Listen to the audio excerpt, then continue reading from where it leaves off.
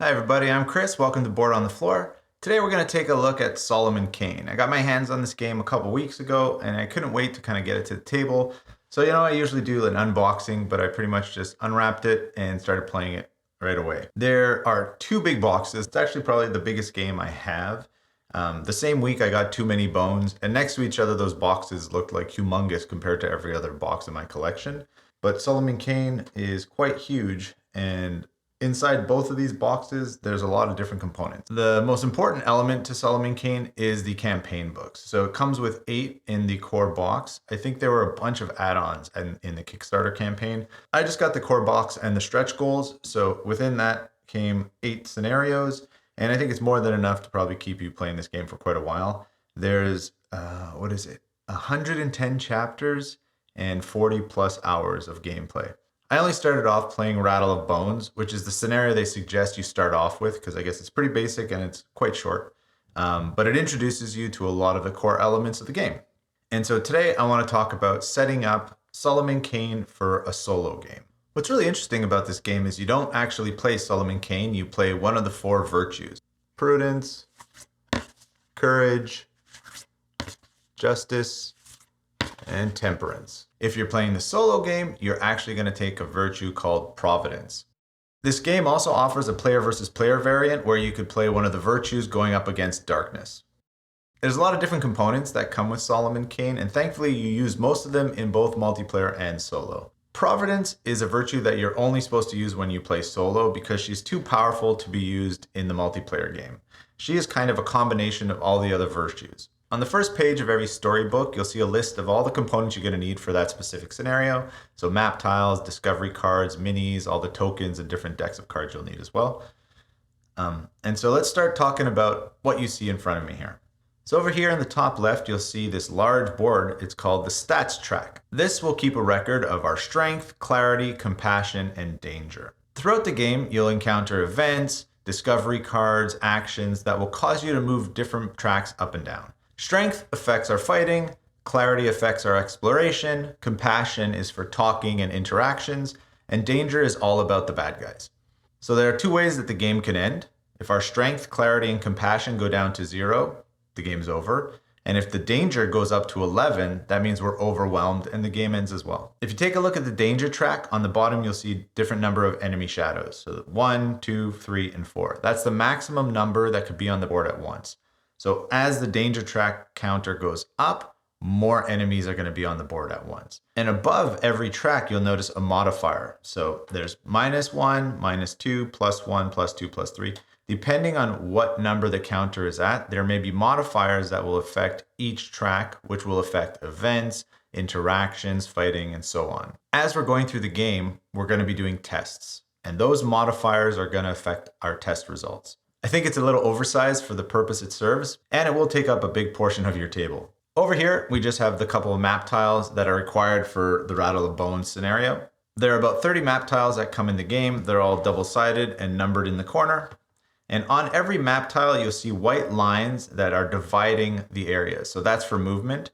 You'll also see red lines, which are areas that are inaccessible, unless, of course, there's a doorway or some kind of passage.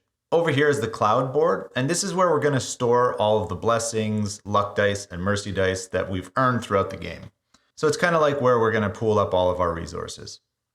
Here's just a dice tray I have. Over here, we have our luck cubes, our mercy cubes, and our dice. And on our dice, they're custom, and on every side, there is one of 5 different symbols. Faith, bravery, fear, determination, and pain. And those 5 symbols are going to be important when we actually start playing and we look at, as we roll, the different actions we can perform. Next to the virtue board, I just have the actual virtue cards. Now, every virtue comes with 8 cards, and these are going to be the deck you use as you play throughout the game. And on the other side are going to be the different actions that you can perform. So at the beginning of the game, when you get your cards, you divide them into 2 decks of 4. You get to look at each one and decide which hand you want to start with. The hand you don't choose becomes your deck, and the hand you do choose, you get to actually take 2 and place them to the left and right of the virtue board because these are your active slots.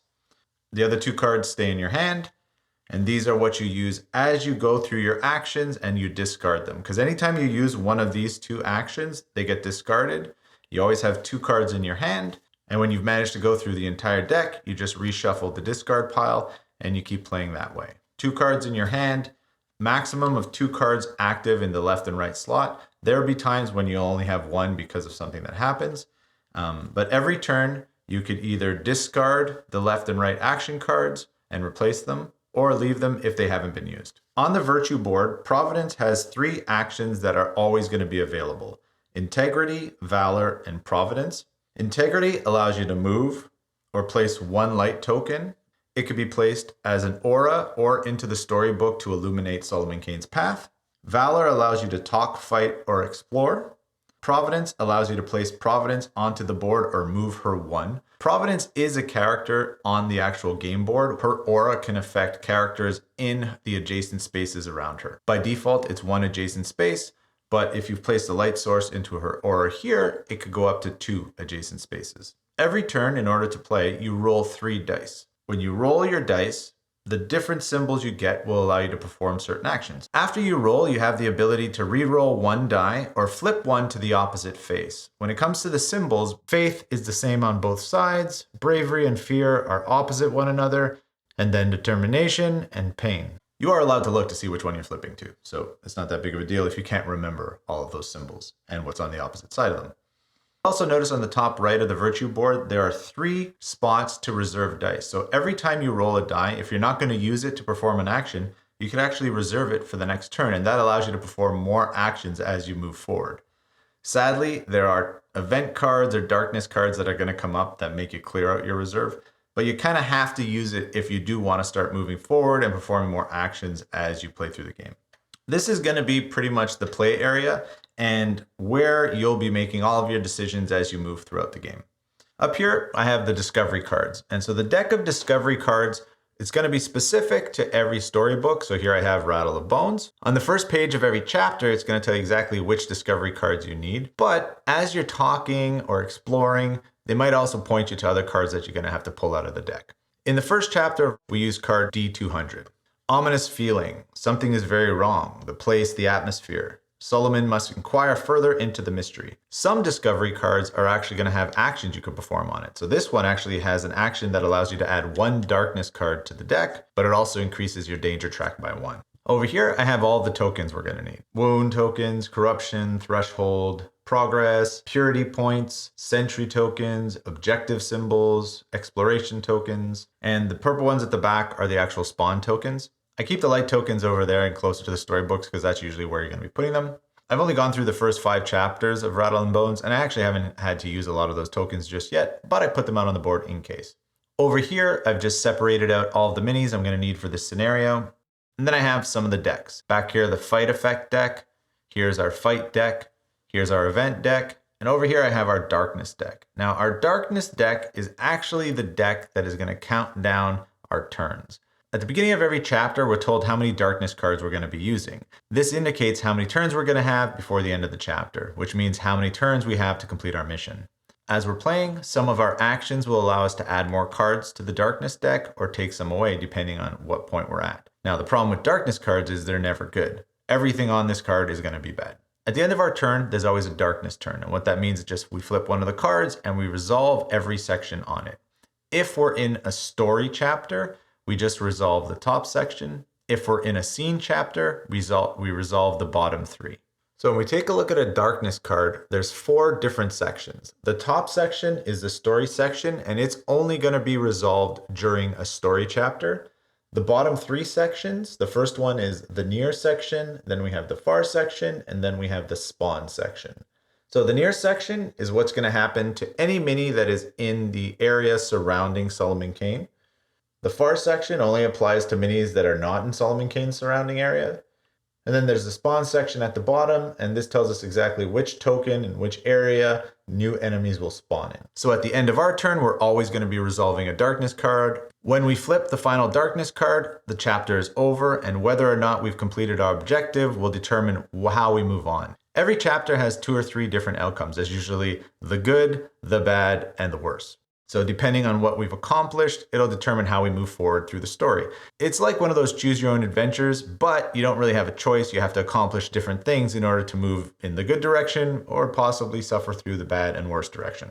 So for the first chapter of Rattle of Bones, we need 2 darkness cards. I also have some blessings in the compass token over here. And then right here, I have all of the scenario books. I don't know why I have them all out right now. I just kind of took them out and put them on the table and left them there. But the only one we're going to be talking about today is Rattle of Bones. You should also keep the player aids close by because there's a few things in the game that are going to be hard to remember at first. Depending on the chapter, depending on the characters you're interacting with, they may be given a label, and that label will indicate exactly how certain things work in the game. So they may be part of a crowd or rabble, a champion, a villain, a hero, or a nemesis. There's terms like prisoner, vandal. All of those labels will change how characters interact with one another. Having the player aid close by will help you kind of navigate all of that. It'll also guide you through what you're supposed to be doing every turn. You also need to have the rule book close by because once again, certain things are going to only be described in the rule book. You'll see labels on different cards or in the chapters, and you're really always going to have to be going back to that at the beginning to understand exactly what that means. At the back of the rule book, there's a great glossary that explains most of the terms you're going to see throughout the game. So be sure to keep it close by. To get things started, we're going to turn over to the first page of Rattle of Bones. So at the beginning of every chapter, your stats track is going to be set up differently. So with Rattle of Bones, our strength is set to 7, clarity to 5, compassion to 8, and danger to 3. And then of course, we're going to need our 2 darkness cards, and D200 is going to be the first card we flip over. With our discovery cards, we'll always have them flipped over on the table and we could read through them one by one. So in the first chapter, we only need 1. It remains in play. That means throughout this entire chapter, it's going to be a card that we can use. Some cards will only come in, and then after you accomplish certain things, will go out of play. Some cards will also remain in play for multiple chapters because something you do in an earlier chapter will affect something later on. So the 2 different types of chapters you're going to encounter in Solomon Kane are stories and scenes. Stories will take place in the storybook, and scenes are when we're actually going to set up the board and play the game on the table. So our first chapter, chapter 1A, is just a story chapter. Every chapter has objectives, and for this one, we have to illuminate Solomon's path. All that means is we have to perform actions that allow us to place light tokens into these spots. I'm going to go through one round just to show you exactly how the solo game plays. We start off, we take our 3 dice. So I got 1 blessing and 2 determination. I could flip 1 to the opposite side, or I could re-roll one of the dice. But what I'm actually going to do is I'm going to flip the determination over to pain, because I could use pain and determination for my place 1 light action. And that means I'm going to take a token and place it on my objective. So some objectives are going to be within the storybook. Some objectives are going to be on discovery cards. When you want to illuminate the path, you just take a light token and you place it here. I could have also placed a light token on one of the 3 auras here. When we're playing a story chapter, none of the aura benefits will actually affect us. It's only when we're doing a scene chapter. And the objective of this chapter is to illuminate Solomon's path. A lot of chapters are going to be like that. When it comes to illuminating Solomon's path, if you only fill in 2 by the end of the chapter, you'll notice down here in the outcome, there's 2 possible paths, the bright and dark. If you only illuminate 2 or less, you're going through the dark path. If you illuminate 3 or more, you go through the bright path. Also, if you add 3, 4, or 5 light tokens to the path, you actually get modifications that go onto our stats track. 3 allows you to add 1 modification, 4 allows you to add 2 modifications, and 5 allows you to add 3 modifications. You can use each of those modifications to move a different track up or move the danger track down. So the more light you add to the path, the stronger your character is going to get as you move forward through the story. We've completed our first action, but we also have 1 die left, and I'm going to add that to the reserve. So I'm going to place it in my reserve section up here. These 2 dice are spent. Even though I didn't use any of my virtue card actions, I'm going to discard them both because the other 2 ones I have in my hand are more useful. Here I have finesse. With finesse, I could add or remove 1 darkness. And with courtesy, I could lower the danger track by 1 or add 1 light token to my path. So I'm going to add finesse and courtesy to my 2 active slots. And then I also have to pick up 2 new cards to add to my hand. I got elegance, which allows me to place 2 light tokens, or resolve, which allows me to move 2 spaces or move 2 light tokens to different sockets. Moving tokens to different sockets means I can move tokens from the aura to the path or back and forth. So with that, I've ended my turn. Now I have to flip my first darkness card. Because I am in a story, I only have to resolve that first line at the top. And the effect on this darkness card is to just lower the clarity track by 1. So I lower the clarity track, and now the darkness turn is over, and I go back to my next turn. I just roll some dice, perform some actions, and do my best to illuminate the path because that is the objective of this chapter. One thing I figured out as I've been playing the game is you really do need to add darkness cards to the deck because you don't have enough turns to actually accomplish most of your objectives. The most you'd probably be able to do if you don't add darkness cards to that deck is illuminate 2 spaces, and that's not enough to actually get the bright path. It'll lead you down the wrong road. Adding cards to the darkness deck is really important. Storing dice in your reserve area is extremely important too. Always do it. If you don't use those extra dice, put them in there. When I first pulled everything out of the box, I was a little intimidated, but as you start to just play through it, you realize it's actually a pretty easy game to understand. As you move forward in the chapter, there's going to be other things like fighting, exploring, and stuff like that, and it doesn't get more complicated. There's just a bit more to do. But what's great about Rattle of Bones is it really does ease you into how the game works. So you'll start off with a couple story chapters to get used to rolling the dice and performing actions. Then you're going to set up the board and you'll be introduced to some event cards. I still haven't gotten to a point where I actually have to fight. I've only made it to chapter 5. But what I'm going to do is I'm going to try and play through the entire story, and then I'll go back to the beginning and I'll make a gameplay video to show you exactly how a solo game will play out from beginning to end. What I've learned over the past couple of months is that I really do like playing with dice. So if there are dice involved in the game, I'm usually going to like it a lot more. And what I find really cool about Solomon Kane is that as you're playing through the chapters, having the darkness deck count down as you play through every turn adds a lot of tension to the game. And it makes every action you perform very important. So you really do have to think through your turn and figure out the best way to accomplish your objectives. And if you just kind of play through it and you don't think about adding cards to that darkness deck, you're never going to be able to illuminate the path and take the bright road. You're always going to go through that dark road. And as you take the dark road, it's going to get harder and harder and harder. So I really like how much you got to plan out in this game. I really like using the dice. I really like the darkness deck. So far, I've been playing this for about 3 or 4 days. And I find there are a lot of mechanics in this game that make it very unique and make it extremely engaging. Thanks for hanging out. I hope I was able to guide you through setting up the table for a solo game of Solomon Kane. There are a lot of components, but it's not as complicated as you might think. Over the next couple weeks, expect to see a full solo gameplay video going up. And for now, I'm just going to say goodbye. But if you do have any questions, please leave them in the comments below, and I'll see you next time. Take it easy.